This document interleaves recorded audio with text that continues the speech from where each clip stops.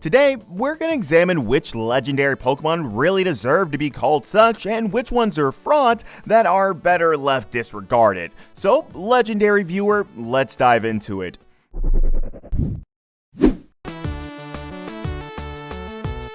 Now, we'll be splitting our legendaries into 4 tiers.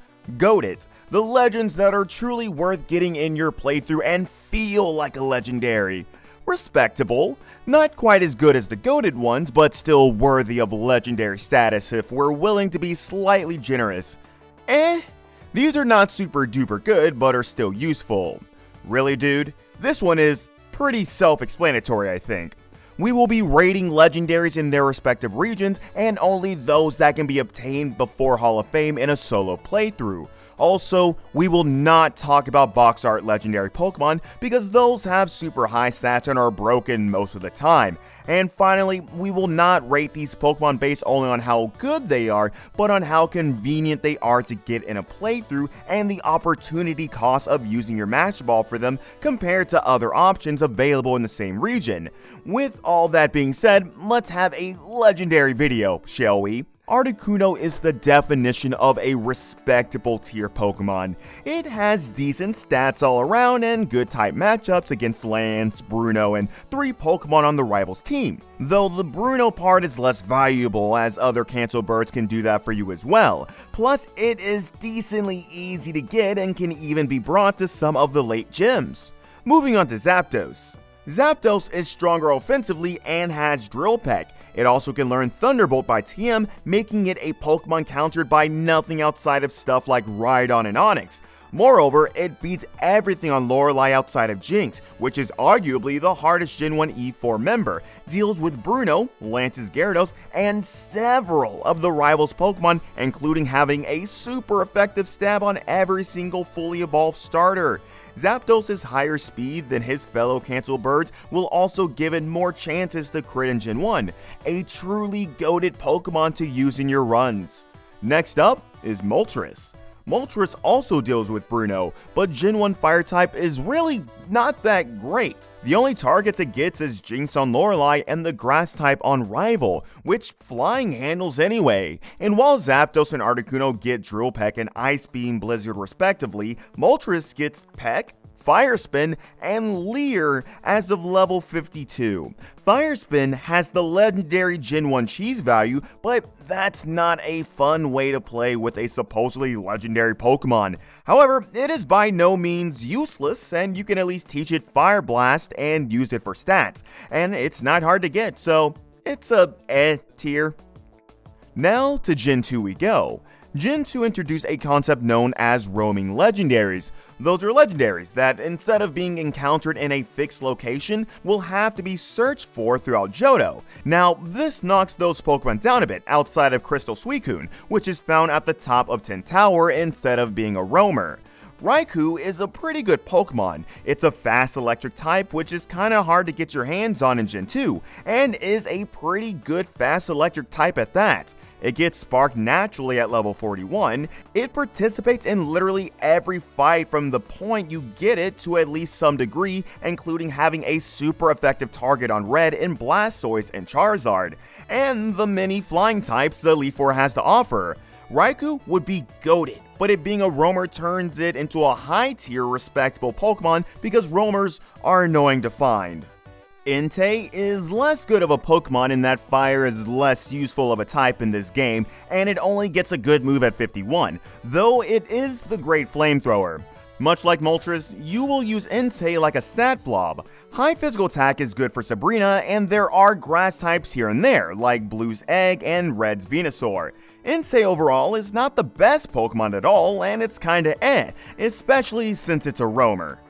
Last but not least is Suicune. The water legendary gets Surf, and it of course is very bulky and also gets Aurora Beam and Crystal, in which Suicune is not a roamer. Now, these traits make Suicune a good Pokemon by all means, but here's the thing, Suicune is just a very good water type, and being a good water type in Gen 2 is like being a Zubat in Union Cave. Those things are everywhere. Lantern, Gyarados, Tentacruel, Poliwrath, Feraligatr, Lapras, you get the point.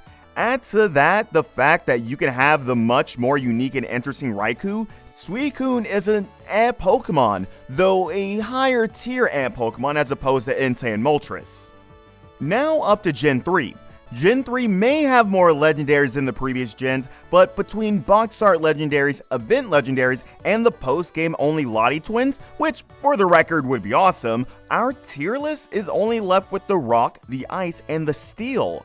Some of you might not know or not remember how the Regis are found in the Gen 3 games. Actually, catching those guys requires a very simple process that involves diving, having a Wailord and Relicanth specifically, going to a specific patch of diveable water around Pacific Log Town, reading Braille language, and having a chess.com elo of around 2500. Okay, the last one is made up, but if you figured the other ones out on your own, you might as well do that. Now, this is dumb. This is stupid. There cannot be put a definite amount of how BS this is. In fact, the Oxford Dictionary defines infinity as the measure of how BS it is to get the Regis in Pokemon Gen 3. This guarantees the Regis to be in the really do tier right off the bat, but for science, let's talk a bit about how good they are.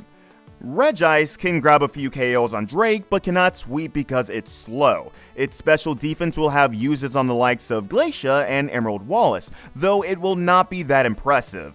Registeel has the sweet Gen 3 Steel-type sauce, but lacks much offensive presence, though Glacia will allow it to shine to some extent, and Regirock feels mostly like a side grade of Golem. Plus, all three of those guys are mostly defensive legendaries, which is the least fun kind of Pokemon there is. And what is the point of getting stupid legendary Pokemon if it's not fun to click buttons with, am I right?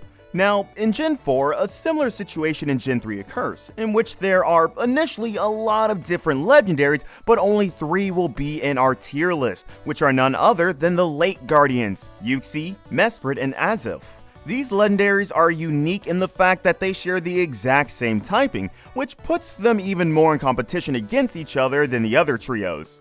Azelf is our favorite of the 3. It is very fun to use due to the offenses and speed. It gets a massive TM learn set and natural access to extrasensory at level 51, which means it can help with virtually anything, and it even gets freaking nasty plot, which gives it insane firepower. However, Azelf suffers from poor defenses and will thus not be able to just sweep stuff left and right, though it is a respectable Pokemon provided the trainer is smart enough with it, though it definitely ranks lower than something like Articuno for being way less straightforward to use, as much as we otherwise love Azelf.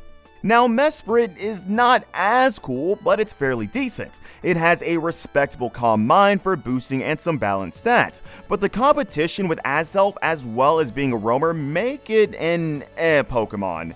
As for Uxie, being a defensive legendary hurts it a lot. You can potentially try to cook with stuff like Light Screen and U-Turn, but you could arguably do that with freaking Ladian as well, but ain't no legendary Pokemon stuff, so we will humbly put it in, really dude?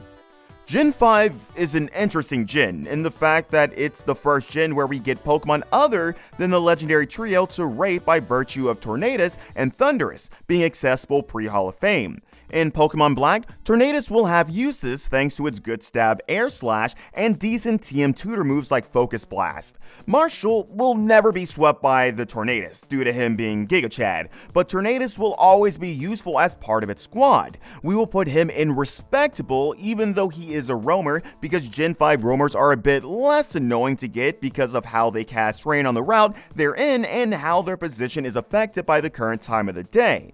In Pokemon White, Thundurus will be less useful due to the lack of Flying Stab and lesser relevance of Electric Stab for the Unova Elite 4. Dude will go to Of course, both versions as well as the sequels have the Swords of Justice. Being a fighting type is pretty decent because not only there is a Dark type Elite 4 member, but N has a whopping 4 fighting weaknesses and Getsis, as well as Iris, have 3 fighting weaknesses each as well. Terrakion is particularly fun to use because it has high attack and speed, allowing it to sweep parts of fights. Rock Stab have some usefulness here and there as well. Terrakion being worthy of the goated tier in our opinion despite the lack of martial value. Virizion and Cobalion are both pretty respectable, apart from the aforementioned benefits of being a fighting type. The steel typing on Cobalion gives it great value, especially with Volt Switch and Pivot out of bad matchups. Virizion is not a steel type, but still has good enough stats to carry its trainer. After Gen 5, things become a bit weird, as Pokemon games tend to only give you the box art legendary pre-Elite 4, which is pretty boring in our humble opinion.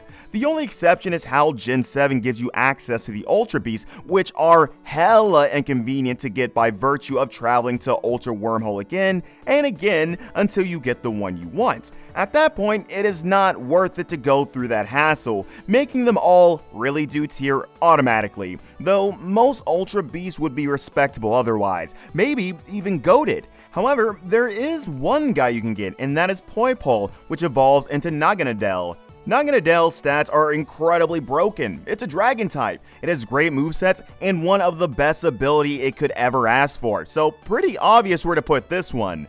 And this, ladies and gentlemen, is our legendary Pokemon tier list.